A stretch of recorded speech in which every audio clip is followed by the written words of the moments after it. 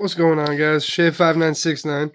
Tonight I wanted to talk to you guys about a special knife because it's the knife that specifically got me into collecting in the first place. What's going on, guys? So here we have the knife that got me into collecting, the Microtech LUDT GenII, technically, because the Gen 1s were the first ones made back in 97, I do believe, back in Vero Beach, Cali. But yeah, here we have mine, and I EDC'd this for 5 years. And I know a lot of people say, oh, I don't want to carry an out the side automatic because it could go off in my pocket, it could go off in my pocket. 5 years, every single day with this in multiple jobs, multiple environments, through the summer, through the winter. Never one time has this ever gone off in my pocket. And you can totally see that blade is beat up. The body's beat up. It's been dropped across shop floors. Pocket clip got bent. But in my quest for the perfect EDC knife that a pocket clip wouldn't bend, it led me to this. After somebody recommended me Benchmade, I kept researching knives. I found Microtech, and I found this to be my personal favorite EDC profile at the time.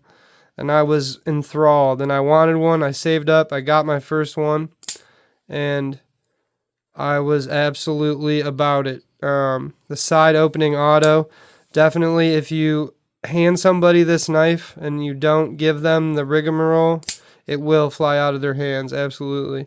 And like I said, I EDC'd this for 5 years, and I know you can see how hard that still fires every single time after all these years. And my good buddy Gabe was kind enough to lend me his brand new version. So same exact knife, just not beat on. He has the apocalyptic finish, so it has like that little bit of kind of dullness looking to it. But this one is in M390. The last models they made of this generation are in M390. However, this one is an L-Max. Both of them have the same aluminum body. The plunge lock system is really good, really strong. The solid aluminum frame is very sturdy. Obviously, you can see, like, I've dropped it, like I said, across shop floors. It's gotten dinged up and things like that, but it still holds the shape very good. You can see all that pocket wear time right there coming off on it. But yeah, I was on the quest for the perfect EDC knife, and this is what I found back in like 2014, 2015 when I really started to get into it.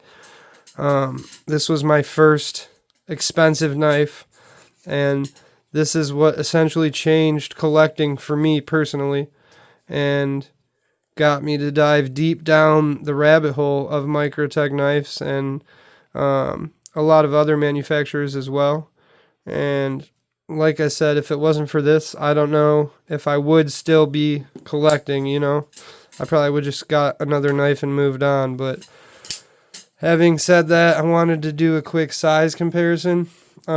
This does have a 3.375 inch blade. Like I said, this one's an L-Max. The later ones are in M390. It is a 8-inch overall pocket knife with that 3.375 inch blade. The only thing I do not like about these is they have their proprietary tri-wing hardware, which can be a pain in the butt. And Microtech does have an absolutely outstanding lifetime warranty. So, like, I believe at the time, I did email them about sending this in.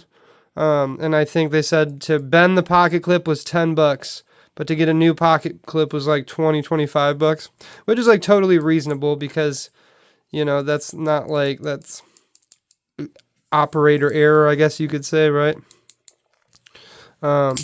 But yeah, so I should probably send her in for a spa day, see if I can get her looking like that again, but that's probably not going to happen. But this is a stonewash finish over time, right? So it's not that same apocalyptic finish that this one has. This is a stone wash finish over time. So it does show a little more wear marks and tear and a little more scrapes and dings and stuff. But other than that, no real complaints. But I wanted to do a quick size comparison. Now, I do not own a Gen 3 LUT yet, but I would like to eventually. I've heard nothing but good things about them.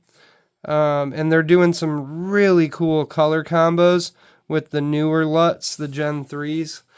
Some of those sunrise color combos and stuff like that just looks so killer. So there it is against the QSP Penguin. Really good size pocket knife. Here's the Microtech MSI for size comparison as well. This is a bigger knife, so you have a little better idea size-wise where you stand. So I consider the MSI a big knife, very full size in the hand, right? You get a lot of meat there. That's a pretty good size knife. This is just about the perfect EDC size, in my opinion. And like I said, I wear a large glove snugly. So, yeah, if you were thinking about stepping your knife collection up, or if you should make that purchase, make that jump to an American-made, out the side auto, check out Microtech, because I'm telling you, you will not be disappointed with their action. You will not be disappointed with their warranty. It's an American-made company you can stand behind. Like I said, 5-year EDC user that still fires just as hard as this brand new one right here. And huge shout out to my buddy Gabe, Dead Grandma's House, for letting me borrow his brand new one so I could show you guys that. Sorry for making so much noise in this chair over here. So I could show you guys that this is a great looking knife when it's brand new. And you can totally see why I was so drawn to it. They come with the little pocket lanyard out the box. I replaced mine with, I wanted the claw bead really bad. So I tied my own lanyard, and it's not very good, but that's okay.